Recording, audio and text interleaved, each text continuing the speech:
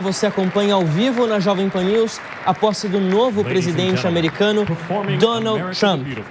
Agora, nesse momento, a cantora Carrie Underwood canta a música America Oh Beautiful, como parte da cerimônia de posse de Donald Trump, o novo presidente dos Estados Unidos, já empossado no Capitólio, em uma cerimônia na rotunda do Capitólio para cerca de 800 pessoas que acompanham esse evento. Convidados especiais, membros do novo gabinete e todos os ex-presidentes vivos nos Estados Unidos. O discurso de Donald Trump ressalta bastante um retorno da era dourada dos Estados Unidos, por assim dizer. Ele fez uma série de declarações envolvendo a economia, envolvendo o futuro do país, o setor energético. Os trabalhadores americanos também foram destacados. Ele destacou a indústria automobilística do país, que, segundo ele, retomará a sua força nos próximos anos, que os americanos poderão comprar o carro que quiserem a partir dos próximos anos, com a retomada da indústria automobilística norte-americana. Ele também fez uma série de declarações envolvendo a política internacional, disse que irá retomar o controle do Canal do Panamá, acusou a China de ter hoje o controle do Canal do Panamá. Não mencionou a Groenlândia, um território ao qual ele havia destacado muito nas últimas semanas, antes de tomar a posse. Falou novamente sobre o Golfo do México, disse que irá rebatizar o Golfo do México para Golfo dos Estados Unidos. Tudo isso nesse discurso de Donald Trump, que você acompanhou aqui ao vivo na Jovem Pan News e que logo mais a gente começa a trazer análise com o nosso time de comentaristas e especialistas por aqui. A cerimônia segue agora no Capitólio com a cantora Carrie Underwood performando uma das músicas e logo em sequência Donald Trump, agora presidente dos Estados Unidos, fará parte de um almoço promovido pelo Comitê Conjunto de Posse. Quem está aqui com a gente também nessa transmissão é o Fernando Capês. O Linha de Frente também está no ar. A gente vai seguir acompanhando tudo no Linha. Capês, seja muito bem-vindo à nossa transmissão mais do que especial nesse 20 de janeiro de 2025. Muito boa tarde, Fabrício. Parabéns aí pela excelente tradução. Estamos de volta aqui acompanhando aqui a bela canção e a posse do Donald Trump com o seu discurso. Eu separei aqui uns temas para a gente debater. Então, uma boa tarde a você que está nos acompanhando no Linha de Frente. Eu estava com saudades, estamos de volta. Vamos interagir e debater bastante. Sempre com o dedo na ferida, sem medo de falar o que tem que ser falado. Eu vou começar aqui com a nossa querida Maria de Carli. Maria de Carli, nós estamos acompanhando aqui, enquanto vemos as imagens da posse ali, a Kamala Harris muito constrangida. O Joe Biden, não sei se ele ouviu alguma coisa, se ele estava dormindo. O fato é que o Trump fez um discurso que a gente pode dividir em 3 partes fundamentais.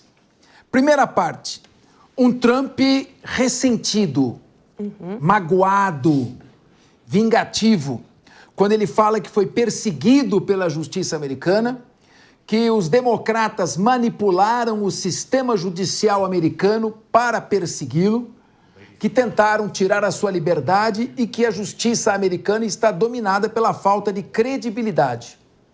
Critica também o que ele diz que é a corrupção dos democratas, numa clara alusão ao Hunter Biden, que é filho do Joe Biden. Diz num discurso messiânico que tentaram tirar a sua vida, mas Deus o resgatou para consertar o que está errado no mundo. E fala num discurso nacionalista.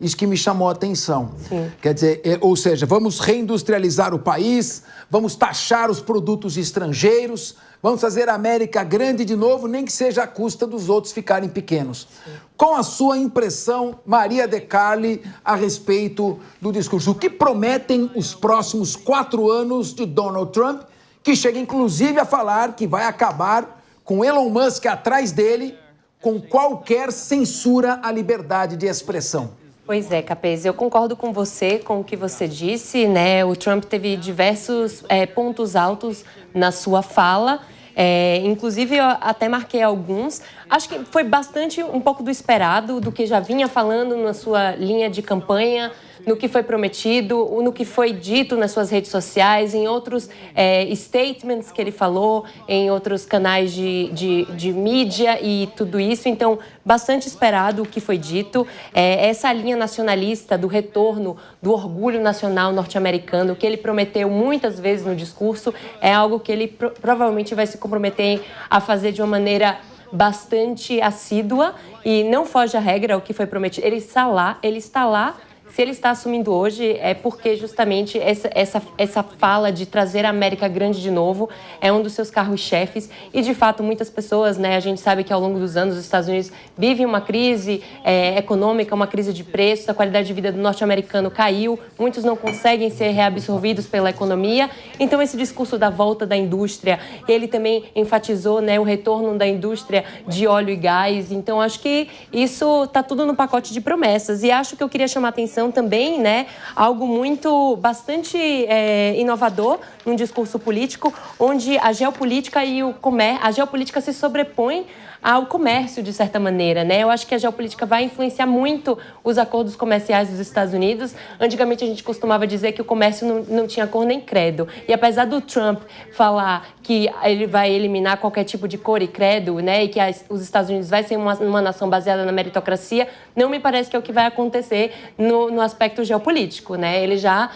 declarou algumas frases, né, contra a China, embates cambiais, e muito disso tem a ver com os países que ele espera ter um alinhamento mais ideológico com os Estados Unidos. Então, ele falou do Golfo dos Estados Unidos, de alterar o nome, a questão de retomar o canal do Panamá, enfim, uma série de medidas também bem voltados para a ideologia na geopolítica. E, por último, queria chamar a atenção que foi a única vez que eu vi o Joe Biden e a Kamala Harris levantarem para aplaudir o discurso, que foi quando o Trump falou algo bastante importante de trazer os soldados para casa. De fato, a gente aqui até conversando internamente, né, falou, vai encerrar as operações militares dos Estados Unidos em outros países que estão em guerra, a Ucrânia é um deles, e vão trazer os soldados de volta para casa, que foi o único momento que os líderes democratas aplaudiram. Muito bem. Fabrício, você está conosco, está aqui interagindo aqui com a mesa, com linha de frente, não? Aí fazendo a tradução e acompanhando conosco, não? Exatamente, Capeza. Eu acompanhava agora a fala aí da Maria de Carli, muito bem apontada, inclusive, quando ela destaca que o momento em que Donald Trump menciona o acordo pelos reféns lá na faixa de Gaza, no Oriente Médio, foi o único momento durante o discurso que os líderes democratas que estavam ali à direita do púlpito na nossa imagem se levantaram para aplaudir. Durante todo o resto, eles permaneceram sentados sem se manifestar. Isso faz parte dessa tentativa, inclusive, aí dos democratas, do agora ex-presidente Joe Biden, de assumir, digamos assim, a paternidade desse acordo. Isso importa muito para a forma como a história vai julgar o Partido Democrata e já pensando, inclusive, nas eleições do ano que vem, nas eleições legislativas do ano que vem e certamente nas presidenciais de 2028. Isso vai fazer uma grande diferença. Chama bastante a atenção como o Trump foi incisivo também na questão envolvendo o Canal do Panamá. E também um outro momento que eu gostaria de destacar aqui, quando ele menciona que vai levar o homem a Marte. E aí a câmera instantaneamente mostra a Elon Musk não só aplaudindo, mas interagindo diretamente com a câmera. Ou seja, esse plano ele não sai sem que haja um apoio muito grande de empresas privadas, como é o caso da SpaceX do Elon Musk, que tem essa ambição de levar o homem a Marte, como é, por exemplo, a Blue Origin do Jeff Bezos. Ou seja, parece ser um plano muito ousado, levar o homem a Marte, mas na verdade trata-se aqui de um acordo muito grande com empresas de bilionários. A gente está falando aqui das Big Techs que não davam antes apoio a Donald Trump no primeiro mandato dele e que passam a ser uma barreira, um sustentáculo muito forte desse novo governo. Sem sombra de dúvidas, estarão muito próximos ao longo dos próximos 4 anos a Donald Trump, Jeff Bezos, Elon Musk, Mark Zuckerberg, que está presente na plateia hoje também, Tim Cook, o presidente da Apple. Então, muitos desses nomes importantes da economia norte-americana presentes nesse discurso, acompanhando tudo o que aconteceu por lá. Eu queria que você observasse comigo, queria saber a sua opinião. Claramente, o Trump faz um discurso de natureza nacionalista, voltado totalmente internamente para a grandeza econômica dos Estados Unidos. Isso é uma clara anteposição ao globalismo dos democratas, do Barack Obama, do Joe Biden, inclusive com a ameaça da saída da OTAN, quando ele diz ali que o Biden, constrangido, e a Câmara também aplaudiram, e disse que os soldados vão voltar para os Estados Unidos, ele está acenando que provavelmente os Estados Unidos vão abandonar a presença na Ucrânia. Como é que você vê essa questão do nacionalismo, da postura do Trump voltada internamente e abandonando aliados históricos como os aliados europeus da OTAN? Como isso pode repercutir na Europa com a queda também dos governos que são globalistas, aquela doutrina woke, aquela linha mais light, substituída por governos também nacionalistas. Ou seja, esse discurso, caso ele venha a ser efetivado, e parece que vai, pode acenar com uma ascensão da direita em solo europeu e ao redor do mundo? Qual a sua impressão? Veja, Capês, a direita tem crescido muito na Europa nos últimos anos por uma série de problemas internos que cabem muito mais ali ao continente europeu do que propriamente aos Estados Unidos. Eles não são exatamente os mesmos problemas, a gente pode dizer assim. Agora, chamou a atenção, inclusive, que durante esse discurso de posse, quem se manifestou foi o presidente da Ucrânia, Volodymyr Zelensky. Eu vou até trazer aqui a manifestação, rapidamente, alguns pontos para a gente destacar. Ele disse que hoje é um dia de mudança e também um dia de esperança para a resolução de muitos problemas, incluindo desafios globais. É isso que diz Volodymyr Zelensky durante a posse de Donald Trump. Eu imagino que ele aposte ser capaz de convencer Donald Trump, por exemplo, a estar um pouco mais ao lado da Ucrânia nas conversas que devem começar em breve, não se sabe exatamente quando, mas devem começar em breve, sobre um possível cessar-fogo lá no leste europeu, na guerra entre Rússia e Ucrânia. A gente sabe da predileção de Donald Trump por Vladimir Putin e nem tanto assim pela Ucrânia. Ele criticou muito o dinheiro que foi enviado pelos Estados Unidos para a Ucrânia ao longo dos últimos 2 anos. Ele criticou isso na campanha eleitoral e voltou a falar isso agora, né? Então ele diz incessantemente que ele pretende colocar a América em primeiro lugar, os Estados Unidos em primeiro lugar. Isso seria parte de tirar esse dinheiro, fechar essa torneira que chega lá na Ucrânia. É uma questão muito difícil de ser tratada, né? Porque há uma divisão grande no público americano envolvendo isso, embora eles não gostem de fato de emprestar o seu dinheiro, ou melhor dizendo, dar o seu dinheiro para outros países. Mas também chamou a atenção quando ele diz que o sucesso do exército americano, do governo americano de maneira geral, será medido não só pelas guerras que os americanos vão vencer nos próximos 4 anos, mas também as guerras que eles encerrarem nos próximos 4 anos. Então, acho que há uma aposta de Donald Trump que ele é capaz de colocar um fim a esse conflito também lá na Europa. Isso seria visto como muito positivo para a direita europeia, porque mostraria que, de repente, o modelo de governo de Donald Trump, o modelo ideológico de Donald Trump, seria capaz de encerrar um conflito que, após 2 anos e meio, quase 3 anos agora, na verdade, Joe Biden e os liberais dos democratas não conseguiram encerrar.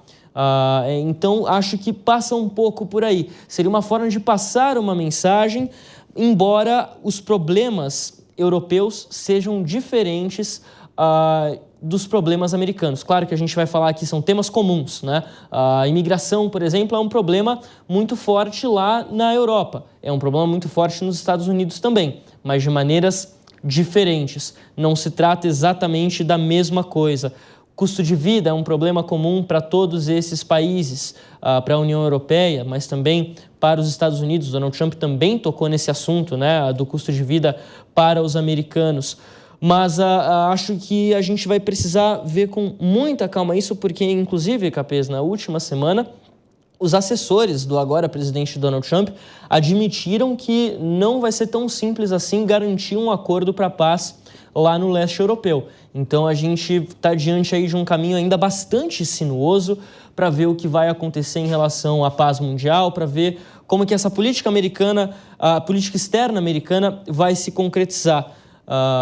De todos os pontos aqui que a gente pode falar envolvendo política externa que o Trump mencionou, o menos, digamos assim, problemático deles, ou mais fácil de ser resolvido, é aquele que ele fala do Golfo do México, né, que vai mudar o nome para Golfo dos Estados Unidos. Aí é uma questão de nomenclatura, nem todo mundo é obrigado a aceitar. Se a gente quiser seguir chamando de Golfo do México, tá tudo bem. Mas de resto, são questões bastante conturbadas, vesperos, de fato, que o Donald Trump está mexendo. Ele tem o poder para isso, ele tem as condições para resolver isso tudo, mas não necessariamente vai ser algo simples. Essa questão do Golfo do México é uma questão mais cosmética, ninguém vai mudar os livros do ensino elementar por causa disso. Mas eu quero aqui ouvir o Henrique Kriegner, que está aqui na mesa conosco, depois do Diogo da Luz, e aí voltamos com você novamente, vamos interagindo aí, Fabrício. O Henrique Kriegner, quando o Donald Trump, o John Bolton, que foi o especial conselheiro de segurança do Trump, saiu brigado com ele, está na lista negra do Donald Trump. Ele ficou 17 meses servindo. Ele disse que numa reunião, o Trump pegou uma caneta e olhou na ponta da caneta, tinha um pontinho branco lá em cima da caneta. Falou, isso aqui é Taiwan. Agora olha essa mesa gigante, é a China. Você acha que eu vou me envolver com Taiwan por causa da China? Isso pode ser um indício de que o Donald Trump deve tirar o pé do apoio à Ucrânia, como uma forma, inclusive, de forçar a Ucrânia a aceitar os termos da Rússia, de outra forma não haverá acordo. Pode ser que ele concentre na guerra comercial contra a China e menos uma questão militar, porque o foco dele é proteger a fronteira, e com isso ele se volta, se fecha para a economia americana. Que consequências isso pode ter especificamente para o Brasil? O Brasil, claro, depende. O segundo maior parceiro comercial do Brasil são os Estados Unidos. Se Trump iniciar essa postura, taxando governos que ele considera de esquerda ou hostis, se antagonizando com o que ele chama de globalistas, e vê o Brasil como um governo de esquerda, globalista, woke, um governo, inclusive, que censura, são falas dele, palavras dele. Como isso pode repercutir para o Brasil? A postura americana de reindustrialização, de redução das importações, de uma política tarifária mais rigorosa, como repercute para o nosso país? O que será o Brasil na era Donald Trump? Essa é uma análise bem interessante, Capeza, até porque a gente sabe que hoje o principal parceiro comercial do Brasil é a China, né? A China é o nosso principal, os Estados Unidos vêm em segundo lugar, e muitos aí que analisam toda essa interação econômica entre os dois países vão dizer que a razão pela qual o Brasil e a China se transformaram em parceiros tão fortes, né? Uma das principais razões é justamente o fato de que Estados Unidos adotaram políticas mais nacionalistas e voltadas aí para sua própria economia doméstica, ou seja, criou-se um vácuo e a China então ocupou esse vácuo. Se esse vácuo aumentar, então a China deve aumentar ainda mais, considerando também que os elos entre Brasil e China estão cada vez mais fortes em diferentes outras áreas que não somente na parte comercial entre as nações. Nós estamos falando dos BRICS, nós estamos falando de inúmeras parcerias, até dessa nova nomenclatura aí cunhada, né, do Sul Global, que é desafiado também por alguns teóricos de relações exteriores, que existe esse Sul Global e China e Brasil vão ser sempre essa grande interação aí para fomentar inclusive a ideia de uma moeda que venha representar as interações internacionais entre essas grandes economias. Lembra que quando o Trump bateu o pé e disse, olha, não vai ter essa moeda, eu não aceito uma coisa dessa, então a Rússia disse, não, isso aí foi ideia do Brasil, conversa do Brasil com a China, e caiu no nosso colo aí a autoria desse projeto. Então, o cenário ele é bastante interessante. Agora, vale a pena a gente olhar também que o Trump ele tem feito grandes posicionamentos muito enfáticos, muito fortes, mas ao mesmo tempo ele tem costurado uma via de diálogo entre os líderes. É interessante a gente perceber isso, porque enquanto ele fala dos posicionamentos nacionais muito fortes, parece que a parte do soft power ele tem feito de uma forma que às vezes pode aparecer um tanto quanto conflituosa com aquilo que ele diz que vai ser a estratégia do hard power dos Estados Unidos. Um exemplo disso, a gente pode pode analisar até agora a interação que aconteceu entre China e Estados Unidos na questão do TikTok, em que houve a determinação da Suprema Corte Americana para o banimento do TikTok. TikTok de fato foi banido, mas mesmo na mensagem ali, avisando os usuários de que o TikTok foi banido, a própria plataforma escreveu ali, cujo o CEO está presente nessa cerimônia que a gente acompanha agora, a plataforma escreveu: a Suprema Corte dos Estados Unidos, por uma determinação, essa plataforma foi bloqueada em território americano, porém, estamos muito esperançosos que a posse do presidente Trump venha reverter esse cenário. Horas depois, quando de fato foi revertido, o TikTok colocou um anúncio oficial para todos os seus usuários nos Estados Unidos, dizendo: graças ao presidente Trump, agora nós temos novamente as nossas operações em solo americano funcionando. Então, isso tudo veio depois de uma conversa muito amistosa entre Trump, ainda não tendo sido empossado presidente, com o próprio Xi Jinping também ali na China. Então, por mais que tenha essa oposição na parte comercial, até na parte militar e geopolítica, existe um soft power sendo construído por Trump de diálogo com esses líderes, que não era uma realidade no primeiro mandato, ali em 2016 a 2020. O posicionamento dele foi muito mais de oposição e dureza, até aos líderes, fazendo críticas pessoais, que é uma característica do Trump, fazendo críticas pessoais a esses líderes, né, opositores, e que hoje, agora, ele tem feito mais um diálogo. Então, quem sabe, essa conversa um pouco mais voltada para o soft power não respingue aqui até também no Brasil. Pode ser uma possibilidade. Muito bem. Diogo da Luz e Fabrício, nessa ordem, primeiro o Diogo, depois o Fabrício. A minha pergunta para os dois é a mesma. Donald Trump disse que a primeira coisa que ele vai fazer é assinar uma ordem executiva, mais ou menos um decreto. Ele não vai esperar nenhum projeto de lei para acabar com toda e qualquer censura e perseguição política. Em seguida, ele faz um destaque ao Elon Musk, faz uma fala que vai até Marte, claramente para prestigiar e mostrar a presença do Elon Musk aqui. Que tipo de repercussão eu vi o Eduardo Bolsonaro, deputado federal, conversando com o Donald Trump Jr.? Que tipo de repercussão pode ter a recusa na ida de Jair Bolsonaro à posse do Donald Trump? Isso pode ter alguma repercussão ou isso fica mais no terreno diplomático, não deve afetar as relações que devem ser impessoais entre os países? Qual a sua avaliação e depois a opinião também sempre prestigiosa do Fabrício, que está conosco? Ô, Capês, em primeiro lugar, nos Estados Unidos não há nenhuma lei que estabeleça censura prévia ou censura posterior, seja como for. Os Estados Unidos é um dos países que mais aceita a liberdade de expressão. Então, esse decreto, como você me disse, que lá eles chamam de ordem executiva, mas é o que nós aqui chamamos de decreto, vai ter um efeito muito mais simbólico, na minha opinião, de mostrar a mensagem de que ele quer realmente resgatar ao máximo o conceito de liberdade de expressão. Eu acho que essa crítica é muito mais aquele discurso woke, aquele discurso identitarista, que passa aquela ideia de que minorias têm que ter mais força e não o cidadão. E o que ele quer dizer com isso, no meu entender, é que o cidadão, o indivíduo, que é a minoria, muito mais do que grupos minoritários, porque o cidadão não está em grupo nenhum, ele está sozinho.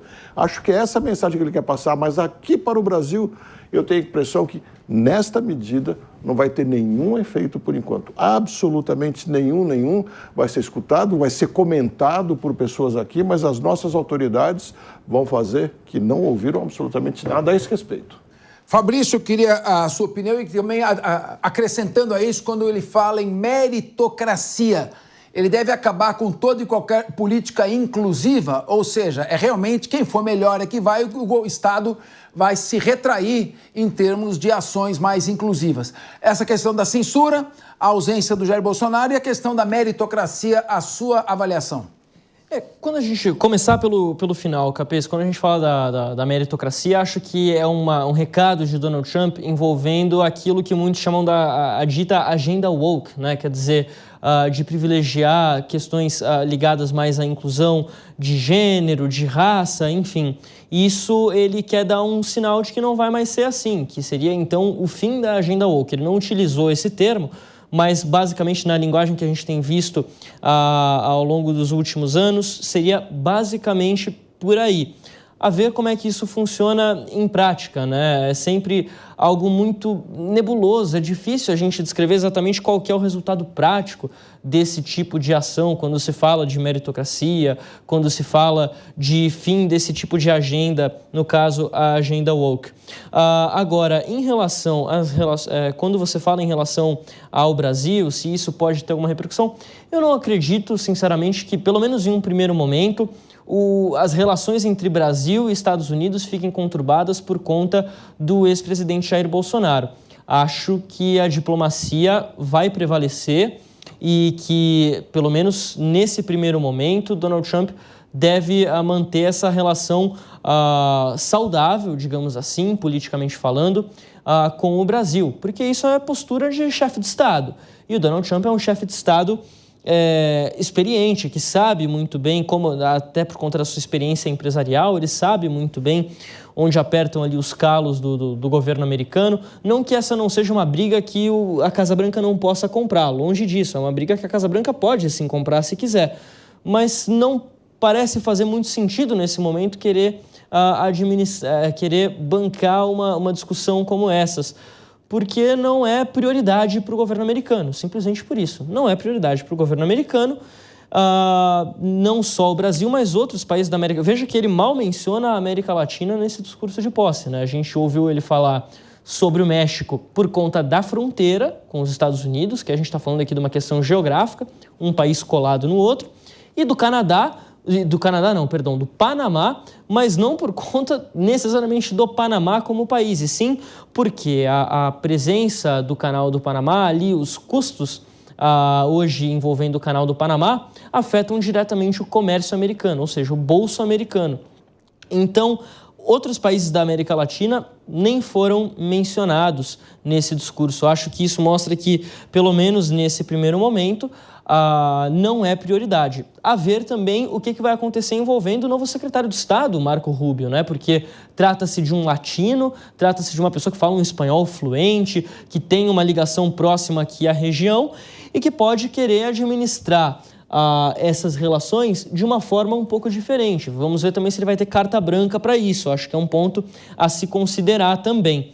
Em relação à censura, muito se falou disso, né? Acho que o ponto que a gente toca aqui, quando a gente fala de censura, é mais ligado até à perseguição judicial que o Donald Trump diz ter sofrido nos últimos anos, né? Por conta da série de processos que ele sofreu, inclusive que ele foi condenado na esfera criminal, na esfera civil também, processos gravíssimos, né? Acusações gravíssimas que ele sofreu nos últimos anos e que ele se declarou inocente em todas elas e dizendo que era alvo de uma perseguição. Disse ele que isso acaba aqui agora.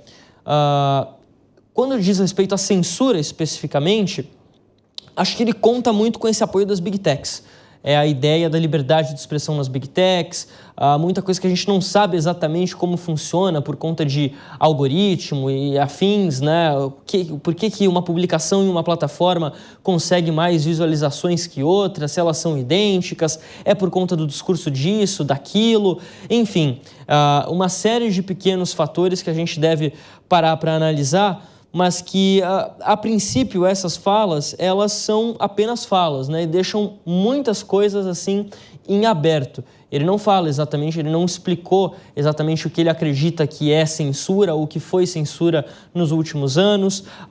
Ele não falou especificamente das relações com algum país específico, mesmo os países mais, digamos assim, rivais dos Estados Unidos, ou que dão mais dor de cabeça para os Estados Unidos nesse momento. Ele não usa nomes, ele não usa substantivos próprios nesse discurso. Ele dá ideias. E aí acho que abre espaço para o debate, mas ainda um pouco, talvez um pouco cedo para a gente tratar aqui com 100% de certeza o que é cada coisa que ele se referiu. O Fabrício, antes de perguntar aqui com o nosso Guilherme Mendes, que eu vou perguntar para ele sobre essa política de deportação em massa, o quanto que isso pode afetar a Constituição Civil americana, se isso é viável ou não. Vou fazer uma pergunta para o Guilherme Mendes a respeito disso. Com você, eu queria, só para ouvir a sua opinião, um lado mais leve, assim, quase que uma fofoquinha, vamos dizer assim. Você não achou que o Trump foi muito duro ali na presença do Biden e da Kamala Harris, falando um governo corrupto que me perseguiu. Ou seja, ele expôs toda a sua mágoa, toda a sua revolta. Ele quase foi preso por esse governo. Há sérias dúvidas quanto à isenção e profissionalismo do procurador-geral nomeado pelo Biden, que era o Merrick Garland, que diversas vezes foi ao Senado americano ser questionado sobre a sua parcialidade, que era até patente.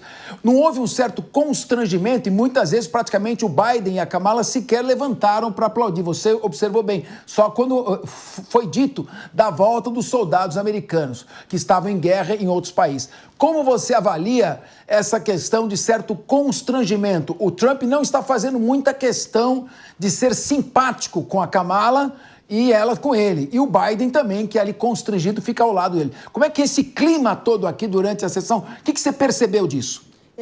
Curiosamente, Capês, quem está aqui no estúdio do lado de fora aqui é o Felipe Monteiro, ele veio comentar aqui comigo fora do ar, justamente sobre isso. A gente dizia que o discurso do Trump ele havia prometido um discurso unificador. E o discurso dele foi, em geral, unificador. Acho que 2 pontos fugiram um pouco do tema, que é justamente quando ele fala que ele menciona o governo democrata como um governo corrupto, um governo que o perseguiu, mostra que ele guardou um rancor muito forte. E quando ele falou ali, sem utilizar essa palavra, claro, mas da agenda woke, né? Foram os 2 momentos ali que o discurso dele saiu um pouco desse tom unificador. E acho que isso vai até, assim, de encontro ao que aconteceu mais cedo, que ele foi recebido pelo Joe Biden em um encontro que pareceu bem amigável lá na Casa Branca, pelo menos pelas imagens que a gente viu do lado de fora da Casa Branca, né? Onde o Joe e a Jill Biden receberam Donald e Melania Trump para aquele chá da manhã. E, inclusive, Joe Biden, quando recebeu, disse: bem-vindo à casa, welcome home. Quer dizer, Joe Biden mostrou ali uma postura bastante diplomática, democrática até, republicana, enquanto o Donald Trump, nesse discurso, de fato, acho que aí ele acabou não necessariamente se excedendo, né? Ele não usou nenhuma palavra de baixo calão, nada do tipo, mas foi onde ele escorregou, vamos dizer assim, né? Escorregou propositalmente, claro. Buscou mostrar ali, deixar uma marca do que ele acredita, do que ele é. Me pareceu mais até, Capês, uma mensagem ao seu eleitor. Porque para o Donald Trump, essa divisão do país, ela interessa bastante ainda. E é importante para ele manter essa divisão, principalmente nesse momento. Agora, para quem está nos acompanhando por imagens, inclusive, vou até interromper aqui a linha de pensamento por um instante, porque Joe Biden e Jill Biden entram agora no helicóptero das Forças Armadas para deixar o Capitólio. Agora, Joe Biden, já ex-presidente dos Estados Unidos, Donald Trump empossado, o leva até o helicóptero, que vai então fazer esse trajeto para retirar então o ex-presidente Joe Biden. A ex-vice Kamala Harris saiu dali do Capitólio de carro ao lado do Doug Emhoff, ex-segundo cavaleiro dos Estados Unidos. Então, voltando aqui ao meu ponto, Capês, eu ia dizendo, para o Donald Trump, principalmente nesse começo, é interessante ele ter essa divisão, porque acredito que vai ajudar a inflamar a pressão popular pelos seus projetos, vai inflamar a pressão popular para que a sua agenda siga em frente, embora ele já tenha o apoio para isso no Congresso. Mas acho que dá um pouco mais de força para ele nesse momento, a ver se isso também vai se confirmar ao longo do resto do mandato, né? É um mandato que a gente até falava disso um pouco mais cedo, diferente, porque Donald Trump não vai mais em busca da reeleição. Ele, no máximo, vai poder ir em busca da vitória nas eleições legislativas do ano que vem, lá nos Estados Unidos, de meio de mandato, e, possivelmente, se for do interesse dele, porque pode ser que não seja, de eleger o seu sucessor em 2028. Muito bem. Guilherme Mendes, não sei, você concorda? Primeiro, perguntar se você concorda com a impressão que teve o Fabrício. Eu anotei aqui algumas frases ou temas abordados pelo Trump que eu senti, de certa forma, constrangedores. Ele fala: vou acabar com o uso político da justiça. Vou recuperar o prestígio, porque nós nunca estivemos tão desmoralizados no mundo. Criticou a corrupção dos democratas, diz que a criminalidade nunca esteve tão alta e entra pelas fronteiras que foram abertas. Fala que foi um dinheiro ilimitado para guerras, por exemplo, da Ucrânia. Critica, como o Fabrício observou, o movimento woke. Disseram que tentaram tirar a liberdade dele. fala que a emergência nacional é recuperar a proteção contra as fronteiras do México. Fala em sair dos acordos ambientais e reindustrializar o país, o que os democratas acabaram. Então, primeiro, qual a impressão que você teve? E, em segundo lugar, a pergunta: fazer essa deportação em massa, como isso será possível? Ele vai arrancar algum imigrante ilegal que está condenado à prisão perpétua? Vai dar liberdade para ele soltá-lo no México novamente? Ele vai caçar no macartismo imigrantes que estão trabalhando? Como você vê a possibilidade da deportação em massa, em primeiro lugar, e como você viu essa relação dele aí no discurso do Biden tentando salvar as aparências e a Kamala nem tentando? Capês, eu imagino que ele, de fato, deva estar pensando que é possível um próximo mandato, quando o Fabrício bem colocou aqui que não será. E então esse tom de campanha que ele adota e adotou desde quando surgiu na sua primeira candidatura vem se intensificando, inclusive, para minha surpresa, nesse discurso de pós-presidencial. De tudo aquilo que o presidente Trump falou, para mim só ficou algo de factível e de fato uma boa notícia, que é o empenho dele para cessarem os conflitos, as guerras, representado aí nessa alusão em que ele faz ao retorno dos soldados à casa, quando, pela única vez, como a Maria aqui bem colocou, os democratas e os republicanos se alinharam e de pé aplaudiram essa medida. De todo o resto, são bravatas que seriam impossíveis de serem cumpridas num único mandato e também seriam muito difíceis de serem cumpridas num segundo mandato, caso fosse possível ele permanecer 8 anos no poder, o que não é mais. E ele segue uma linha de raciocínio muito parecida com o que a gente viu de alguns líderes que lá estão.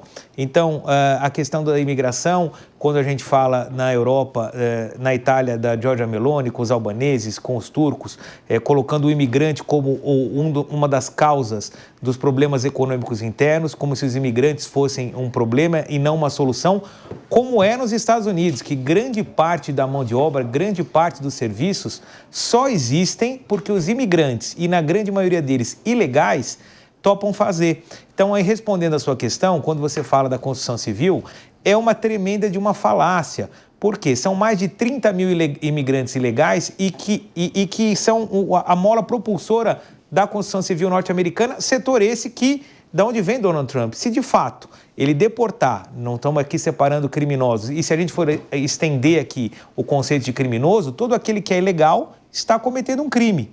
Então, aí a gente teria que dizer o quê? Os criminosos de alta periculosidade, os criminosos violentos, nós já entraríamos por uma especificidade que a lei ou que o discurso dele não disse. Ele disse: criminosos, imigrantes criminosos serão deportados. Agora, todo imigrante que está ilegal está cometendo um crime, então ele é um imigrante criminoso. Eu não sei se foi isso que ele quis dizer, certamente não, porque ele sabe muito bem que o que ele está falando é infactível, é uma grande mentira. Não tem como mandar grande parte da população americana que faz serviços que o americano médio não quer fazer, notadamente entregas, construção civil, dog walker, entre outras milhões de atividades que movimentam e dinamizam a economia americana, sem contar com essa mão de obra barata. Então, Capês, para devolver para você, e o que mais me chamou a atenção foi a tentativa dele de dar resposta quando ele fala num mundo incerto e violento. A parte da violência, ele disse que vai ajudar a combater o término com o fim dos conflitos. Ok. E a parte da incerteza, para mim, as soluções que ele está propondo, que é o fechamento da economia por meio da reindustrialização, da utilização de energias próprias, por meio do emprego novamente para os americanos em detrimento dos imigrantes, para mim isso são discursos vazios de difícil execução e digo mais, se ele de fato quiser fechar as fronteiras americanas economicamente por meio da taxação, como ele já disse, você pode esperar que o que vai acontecer é inflação e aí o povo americano, a popularidade despenca.